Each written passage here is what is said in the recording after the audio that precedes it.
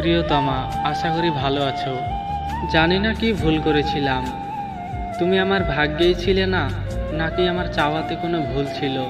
আসলে কাউকে পাওয়ার জন্য ভাগ্য লাগে, যেটা আমার নেই। আমি জেনে গেছি আল্লাহ আমাকে তোমার ভাগ্যে রাখেনি। আমার ভাগ্যে রয়েছে শুধুই কষ্ট। তাই আজ নিঃস্ব জীবনটা কষ্টের সাথে কাটাতে হবে। বিশ্বাস করো, খুব মনে পড়ছে তোমায়। অনেক ভালোবাসি তোমাকে।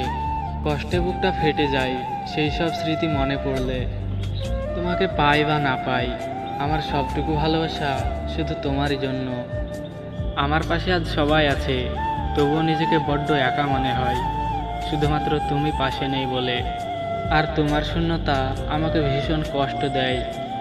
বিশ্বাস করো, তোমাকে আমি এতটাই ভালোবেসেছিলাম যে অন্য কাউকে আর তোমার মতো করে ভালোবাসতে পারবো না।